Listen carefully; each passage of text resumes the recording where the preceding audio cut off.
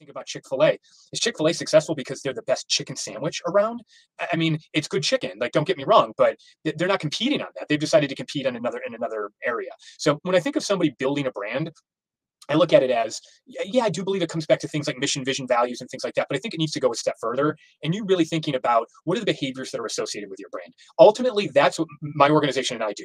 We take who you want your brand to be, and we are professional translators. We translate it into behaviors. What are the behaviors that you want your people to take that will align with who you want to be as a brand? It doesn't mean you're going to try to be everything to everyone and you're going to expect to be perfect with everything, but you're going to pick the things that you want to do consistently every single time. And the customers who like that are going to be attracted to you, and you're going to win. You're going to win with the segment that you want. So really, if you can take it that extra step and say, here's who we're going to say we want to be, but here are the actions that align, ask yourself, what does it mean if my organization walks the talk?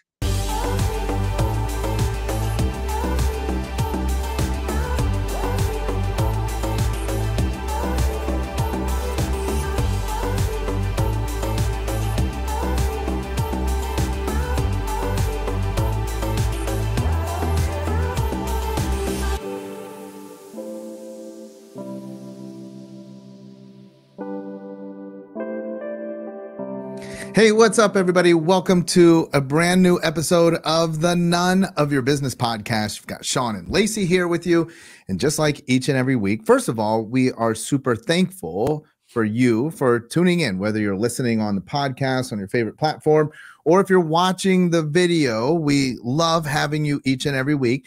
And each and every week, well, almost every week, we bring you a great guest. Now, that's not to say that some weeks there's not a great guest. Some weeks it's just us. So but when we have a guest, they always knock it out of the park. And I'm super excited today. We're talking brand. Yep. That's something that a lot of people get really confused, because when we say brand, sometimes people think logo. That's always what people think. I need a new logo. But brand is deeper than that. And then brand also intertwines itself through your marketing and through even your sales process. So we're super excited to have with us Chris Wallace. He's from Innerview Group. So I love to give this out right at the beginning. Innerview, not inner. Yes. Innerviewgroup.com. So if you enjoyed today's discussion, make sure you jump over to innerviewgroup.com. They got a lot of cool stuff on the website, a lot of opportunity for you to interact. And what I'm excited to ask him about, there's a lot of stuff in here that I'm sure relates to the stuff that he teaches, the stuff that he applies as he's working with clients. So Chris, thanks so much for being with us. I appreciate you having me. I'm looking forward to the conversation. All right. So this is the question that we always start off with as we introduce new people to our listeners and our viewers. What's the creation story here? And actually, if you go to your website, you can get a bit of it, but you have this background that brings you all the way to this point where now you're being featured on media, doing interviews, podcasts, talking to people about their brand. How do we end up here talking to you? What makes you an expert in the topic? How long's the show? What's the runtime of the show? We might need how long do you actually need? Yeah. Chapter 1, the prologue. No. So the origin story is, just like any entrepreneur, the path has had some twists and turns. And, the way I always tell the story is everybody that works for Innerview is really a salesperson at heart. And we've all carried a bag. We've all been, out on the street selling, whether it's products or services over the years, and a variety of different things for a variety of different major brands. And, what we found over the years is, we were doing a lot of work directly with sales organizations and working with sales teams. And, there's appetites for things like traditional sales training. And there's a lot of very good sales training companies. But what we found was over the years of working with sales teams was it wasn't so much that salespeople didn't have the skills. They didn't have the confidence. They just didn't necessarily believe in the products that they were out there selling, or they weren't paying attention to a lot of the products that they had to offer, or frankly, they just weren't consistent in the way they were talking about the value proposition of their brand or their product set. And we looked at it and we said, that's not a sales training problem. It's a marketing problem. Mm-hmm. And when we started Innerview after having run successful consulting businesses in the past, we said this time around, we're going to build it for the marketer. We're really going to build this as a resource for marketers as they're bringing things to market, as they're launching new products, new messages, new campaigns, really to bridge the gap between what's happening in the marketing side of the house and the people who are out there talking to the customers. I got to ask this question. Our good friend, we have this friendly sort of banter and competition. For some reason, a lot of people have branded us more in the marketing space, although I argue that we are actually better at sales than we are at marketing, but that's fine. That's just the public perception. We have friends that are sales trainers. Our friend that is a sales trainer makes the argument that there is no such thing as marketing, that it's actually all sales. What do you say to that? If we're looking to get into a back and forth here, maybe we get us both on someday. So I'm a salesperson. I'm a salesperson at heart. So I'm gonna answer your question the way you didn't expect. Okay. I think that I think there is marketing. I think there is sales, but I think where all those things come together and culminate is in customer experience. And I think as we look 3-5 years into the future, there may be no marketing or sales. It will all just be customer experience. It will be kind of woven into this point of view. We look at customer experience as the point where marketing and sales meet, right? And or marketing and the frontline teams meet. So I guess my answer is going to be neither. I don't know that everything is sales, because I do think that there's marketing, but I think what ends up happening a lot of times is marketers are having their interaction and their engagement with customers or prospective customers directly, but then the people who they rely on to sort of back up their story and deliver for those customers aren't necessarily always on the same page, or in a lot of cases they're not on the same page. So I would argue that they do have to work in concert, but both organizations, both silos, need to be thinking about customer experience as the end goal. That's a great answer. Great answer. That's a fantastic answer. So I got to ask, because I know you do a lot of stuff with brand alignment, and I love that you're talking about customer experience, because like we said at the very beginning, I think there's a lot of people out there as soon as you say brand, they think about their colors and their logo, and then this first visibility that the consumer may see. But brand permeates so much more than just what the person sees. So for all of our listeners out there and our viewers, can you briefly describe what you consider and what people need to consider when it comes to their brand? Yeah, so this is the way I talk about it. I believe that the brand is a set of promises that a company is making to its customers. That's what I think a brand is. Now, I don't even think of the brand, like I don't even think of the logo and the colors. They're sort of an expression of that. But I look at it as a brand. The brand itself, and what brand is at its core, is the promise or the set of promises that an organization is making to its customers.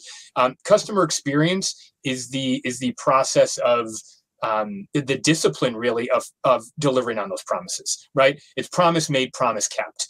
And we don't think that those two things should be siloed. We think that they need to be thought of in one continuum. And I'm going to give you one example that I'm actually building a presentation for a speaking engagement with a franchise company on Friday. And one of the examples I'm going to talk about is Southwest. Spoiler alert for the people if they're in attendance. But I'm going to talk about Southwest Airlines. And the example I use, forget logo, forget tagline, forget colors. When you're on a Southwest flight and one of the flight attendants tells a joke, it's funny. When you're on an American Airlines flight and the flight attendant makes a joke, it's not funny. Like, so it's and when you talk about brand, like, is that part of their brand? Yeah, it's part of their brand, right? It's an extension of who they are saying they are going to be. And that lives in a lot of different ways. It lives in behaviors. Brands like Southwest understand that. Brands like Chick-fil-A know that. A lot of brands don't. A lot of brands look at it as, we're going to market, people are going to show up, there's going to be demand, and then we'll leave it to the call center or the retail store or whomever it is, or the sales team, to manage what happens after that. We don't think you can look at it as us and them. It has to be all part of one. I have a feeling that's going to called end out up a little bit. Like, I need to laugh on American Airlines a little more. Yeah, we are American Airline flyers. And I have a feeling I didn't say I wasn't. I've got status with American, so the jokes aren't funny. I have a feeling that's going to end up as a paid ad somewhere on our page. That was pretty good. That was good. Okay, so this brand, it permeates through all of the things that we're doing. Let's then walk it back, and this might be rather elementary for you, but just for the sake of the people that are watching, that are listening, to give them a starting point. let's say that they do adopt that position, like you were saying. Look, I just want to run ads. I want marketing. Get them in. I'll be able to talk to them, or my team. We talk to them. We're closers. We're master closers. And then now they hear you speak, and they're like, you know what? You have a good point, right? Like Southwest like that makes sense. They have a brand. I don't have a brand. Where do I start? Oh, wow. I mean, I think I'm going to speak to my area of expertise. Okay. I will only talk to what I know. So, in terms of building a brand, the aspect of building a brand that I'll focus on is really this idea of thinking about who it is that really what you want that experience to be that gets attached to that brand. And again, I do believe that over time, the words branding and experience or customer experience are going to be almost synonymous, right? The experience is really going to define what people think of the brand. It won't be packaging and logo and things like that anymore. And frankly, even products, right? And I was talking earlier with a colleague, you think about Chick-fil-A. Is Chick-fil-A successful because they're the best chicken sandwich around? I mean, it's good chicken, like, don't get me wrong, but they're not competing on that. They've decided to compete on another area. So when I think of somebody building a brand, I look at it as, yeah, I do believe it comes back to things like mission, vision, values, and things like that. But I think it needs to go a step further. And you really thinking about what are the behaviors that are associated with your brand. Ultimately, that's what my organization and I do. We take who you want your brand to be, and we are professional translators. We translate it into behaviors. What are the behaviors that you want your people to take that will align with who you want to be as a brand? It doesn't mean you're going to try to be everything to everyone and you're going to expect to be perfect with everything, but you're going to pick the things that you want to do consistently every single time. And the customers who like that are going to be attracted to you, and you're going to win. You're going to win with the segment that you want. So really, if you can take it that extra step and say, here's who we're going to say we want to be, but here are the actions that align with what we say, right? I had a CMO say to me one time, I'm afraid that we have a great new brand positioning, but I'm afraid we won't walk the talk. So I'll throw that out to your listeners and say, ask yourself, what does it mean if my organization walks the talk? Well, that's really interesting. And I'm glad you brought that up, because I was just listening to you and I was thinking about a couple of things. Number one, I love what you're talking about. We actually are having our own marketing workshop that we're doing live next week with about 250 people there. And it's a marketing workshop, and a ton of the content we're teaching on is customer experience. And so I'm glad that you've been able to bridge the two for our listeners. But that's the one thing that I kept coming up in my research in creating this content is, if you're going to have a brand promise and you're going to say, these are the actions and this is how we need to show up, and this is the walk that we need to walk the walk. There we go. A lot of times people have difficulty because maybe they position their brand one way and they're trying to make a change, and now they can't get their organization on board. They can't get their team to buy in. They can't get everybody to consistently show up and execute the brand promise. And so it's one thing to say, these are the promises we want to deliver, but it's a whole nother thing to consistently have everybody on the team deliver it. So is there any advice or things that you've seen to help begin to get people all in when it comes to your team and your organization? Yeah, it's an excellent question, and that's the hard part, right? We always talk about what we do and say, we're doing hard work. This is if this was easy, organizations would have this figured out. So right. The way we think about it is this: most marketers know what their customers think of them. Right? They know what they think of them in some way, shape, or form. And I'm going to overly simplify this for a minute, but you think about the average marketer. Now, if you're a small business, maybe you don't have as sophisticated of a listening mechanism or research mechanism, but most marketers, especially in a lot of the brands that we work with, they have research teams, they have marketing teams, they have research partners. So they know what their customers think of them. Do they know what the people who talk to the customers think of them? Do they know what the person in the call center, the person on the showroom floor, do they know what that person thinks of them? The reality is most organizations ask what their frontline teams know, but they don't ask them what they think. And they don't ask them their perception. They don't identify where some of their biases are. They don't identify where there might be obstacles to them talking about new products and services or talking about that new campaign. So what we've done, our organization, to sort of combat this, and it's a great point, that to get everybody aligned, we believe that the first step in alignment is listening. Right? In any relationship, if you want to get aligned, you've got to listen to understand people. We built a frontline insights tool called the Brand Transfer Study. And very simply what it does is it takes the same type of approach an organization would take for market research to go understand what their customers think about them. And we deploy a very similar study inside your organization.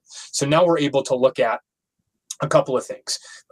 Where do they have confidence, or where do they lack it when it comes to your brand specifically? Not do I like my brand or do I not like my brand, but we break it down. We really understand what the value proposition is, and we pinpoint what are some of the areas of concern, or where are some of the areas of strength and confidence. The other thing that we're able to look at is alignment. So we're able to measure. We can compare any two groups' responses against each other and determine statistically how far apart or how far aligned or misaligned they are. So it's a long way of saying that the best way to start with the alignment process and to keep it going on an ongoing basis is to listen to your people on a regular basis. Solicit the feedback. Find out if you are, when we talk about winning hearts and minds, well, organizations focus so much on the mind part and they forget the heart part. Ask them what they think, ask them how they feel about what they represent. Look at the information and figure out where there are gaps. It's really that simple. Okay, but you were saying earlier, so a CMO that's like, hey, we have this great plan, but I have a fear that we won't execute.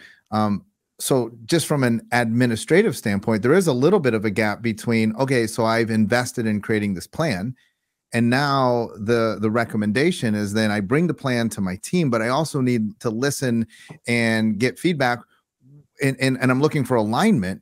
I would imagine that a big challenge is, what do we do when there is not alignment? Are you suggesting that I just go with the way that my team wants me to go as far as direction? Should I listen more to my clients that are paying me? How do I bridge that gap once I've identified that they exist? It's probably the question we get asked more than any other single question. Which do I listen to? And it's the phrase we would say, it's not right or wrong, right? What we give back, it's not there's a set of right answers and a set of wrong answers. It really is up to the organization to determine, right?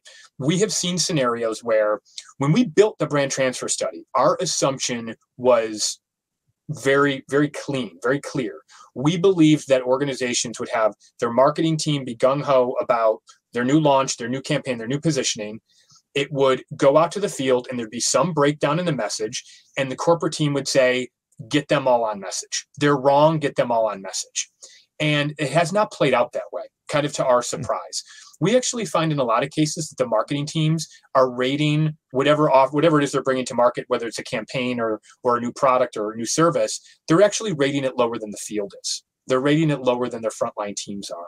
And that's very telling. When we're trying to help them understand what to do next, that is very telling. So, I have one client who his philosophy is the front lines are always right. Whatever they tell us is what we need to do and what we need to execute, because they talk to customers, they know the customer. I have another client that says the exact opposite. He says, I don't care what message they think we should be telling. We have all the data that tells us what the customer wants to hear. Fall in line. So we've heard both ends of the spectrum. It just depends. Okay. I was going to say, but I love this concept because, we don't typically work with very, very large corporations. We work with the more small business owner with smaller teams. And we have always been advocates for, you have to do focus groups. You need to talk to your prospects. You need to talk to your customers. But I love this concept because it's also doing a focus group with your team and really understanding and listening, like you're saying, listening to not what just they know, but how they feel. And I don't think that happens enough in a smaller business setting, but I think it's just as valuable. So I appreciate the concept. I want to continue that walkthrough. So marketing, and then your background in sales, how do we maintain that alignment, right? So that gap between marketing and sales, we kind of teach that marketing creates awareness, doesn't really, doesn't get you doesn't generate revenue. Then we move over into sales where we're actually then, looking to make the ask, get the revenue generated. Inside that gap and then extending it off into the sales world, what role does brand play there? I mean, because probably one of the difficulties, and you probably have a lot of experience in this, is that oftentimes the really great salespeople tend to be mavericks, right? They're just like, just don't mess with me. I'm going to do my thing. Yeah. How do we get a really good sales team to be in alignment with the brand? Yeah, I think that I'm going to go back to the listening. I start with the listening. I think one of the best ways to build trust and a better working relationship between marketing and sales is to have there be this feedback loop. If marketers are going to their sales teams in earnest and saying, whether it's a focus group or a study, and I can give some thoughts on how to set this up, regardless of the size of your company to be successful. But if the marketing side of the house is listening to the sales side of the house, they're building trust, right? They're establishing that we want to know what you know. Right? We talk about the view from the front lines, right? There's nothing more dangerous than a marketer that went on rideouts for a week with salespeople out in the field, right? There's nothing more dangerous because they come back and they say, I saw 10 customers this week. You're never going to believe it. We got to change this. We got to scrap that display. And they come back and they're energized because they feel like they actually got to be out there and see where the rubber was hitting the road. If you can build a mechanism where that's happening on a regular basis and you're actually following data, not following, one disgruntled, conversation that you have with a customer, then you're going to find yourself in a spot where you can make informed decisions, and you're making decisions that your sales team is going to feel good about, right? You're making decisions that with them in mind. A big part of it, honestly, is not only are we asking them what they think of it, but we're asking them if we are going to help them build more confidence in the brand or in the product or whatever it is that we're measuring. How can we build that confidence? How can we support them in building that confidence?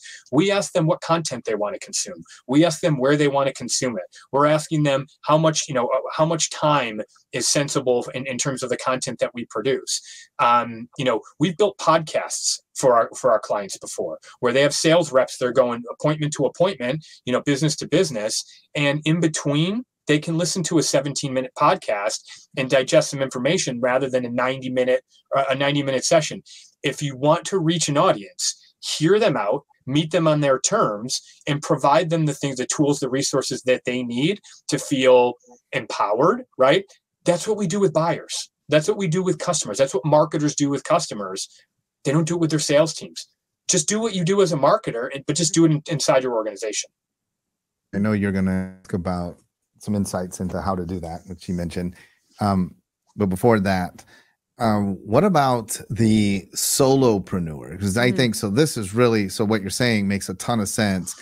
Nothing more dangerous than, right, the marketer that goes out. But what if it's the same person? Yeah. And then we have this, you described it to a T, but you're describing it in like a, separation of marketing and sales. When you have a solopreneur, this causes them to get like super schizophrenic because they know what they want at their core and what they want to stand for and what they want to project and the messaging they want to deliver.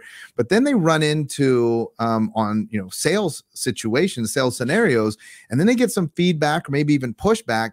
Then they go back and it's them, right? So then they switch their hat and they're like, well, I'm doing it all wrong, right? My price pointing is off, my marketing is off. And then as soon as they run into another objection, so now they can get themselves caught into a negative feedback loop, right? Because they're just constantly receiving this feedback and they're becoming, very schizophrenic in their approach. What do you recommend in that case? How do we filter out what we should be listening to and not listening to?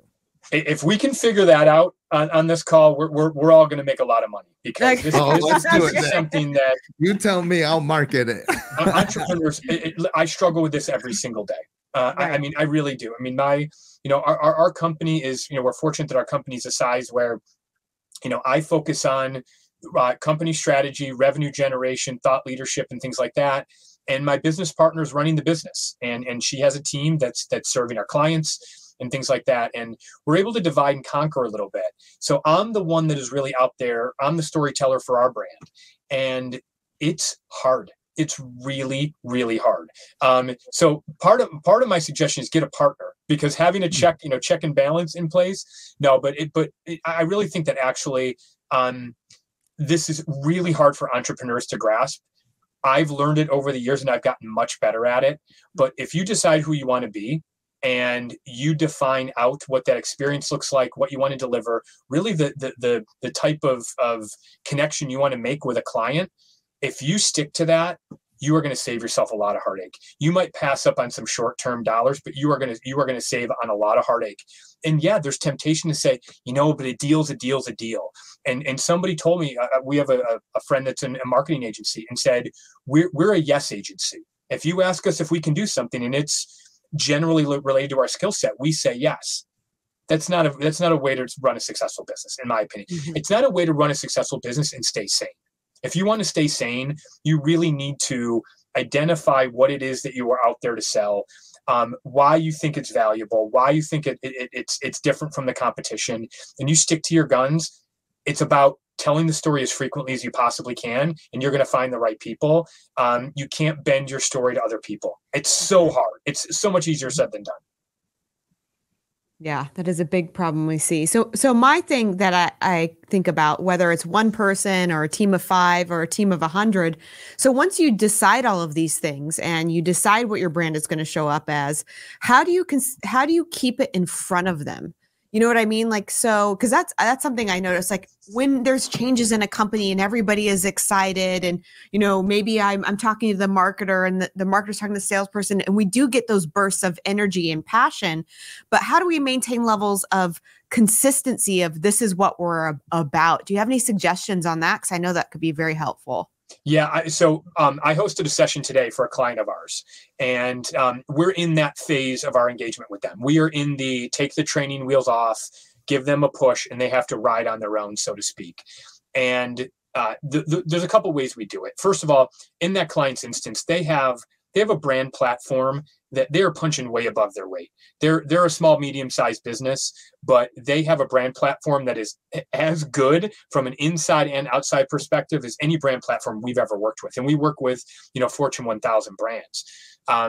What they are doing is we are providing them different touch points with their employees that they will now own, things that we've done to start that they will now own, where instead of focus on, you said consistency. Consistency is very important. Consistency within certain guardrails, right? But what we try to do is we try to get them focused on constant improvement. So continuous improvement.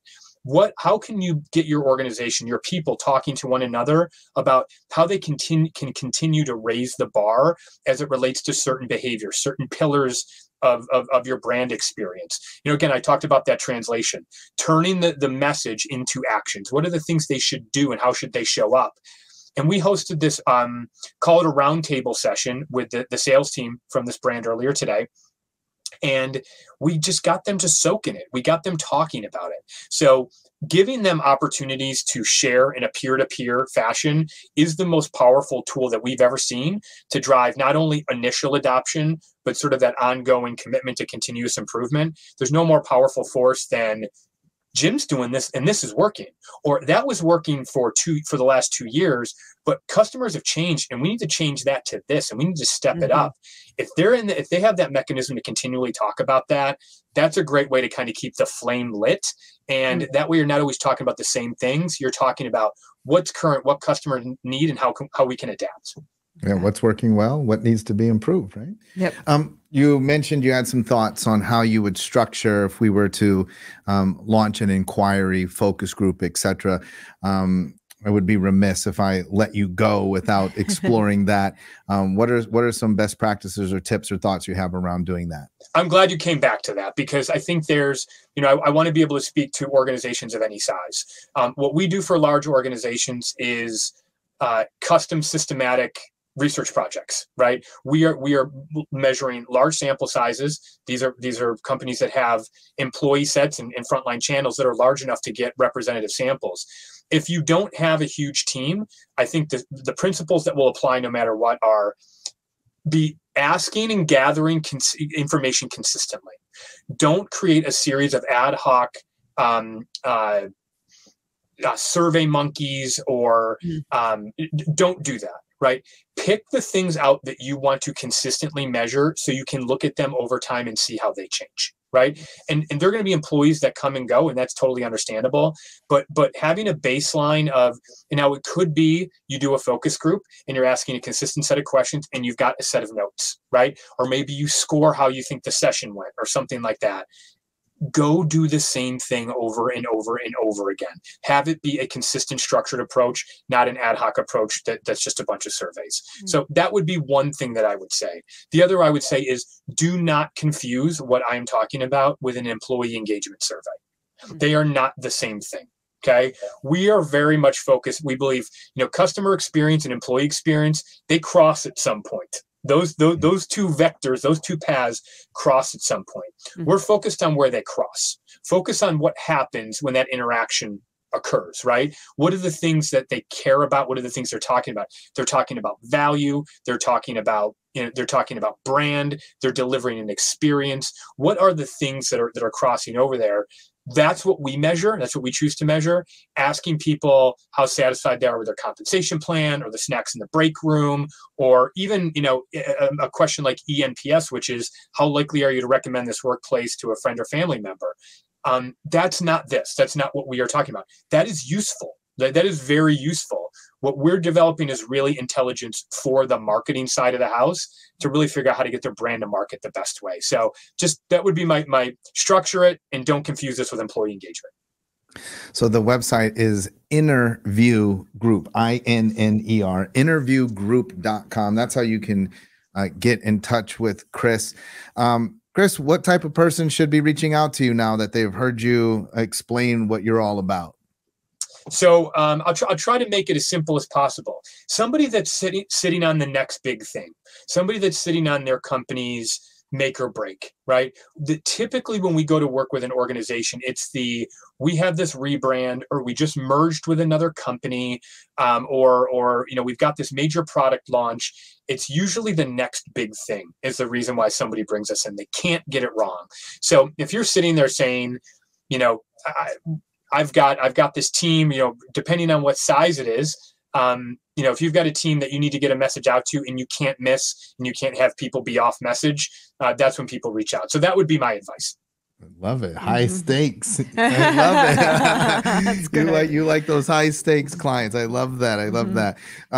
Chris, thank you so much for sharing your knowledge. It's been absolutely tons of value, tons of gold in there. And I hope that, as we always say with every episode, I mean, listening to a podcast is great. Listening and getting information is even better. We're not a comedy podcast. We're not telling jokes here. Listening and executing. Listening and executing is where the magic's at. Right. And I love that tip. My takeaway today, consistently measure. I mean, we've been guilty of that, right? Yep. Like going out into the field, collecting some data point that we were interested in, and then never looking at it again. I know. I was thinking the same thing. That is super valuable. Chris, thank you so much for being with us. You've been a fantastic guest. Thank you very much. Thanks for the chance. It was great speaking with both of you. All right, everybody. We'll be back again next week with a brand new episode of the None of Your Business podcast. Either Lacey and I will be here just chatting it up, or we'll bring you another fantastic guest. I don't know. You're just going to have to roll the dice and see what we do then. Talk to you next week. Make sure that you subscribe on your favorite platform. Leave us a review. Yep. On almost every podcast, every author, they read most of their reviews. Leave us a message. Let us know what you think. See you next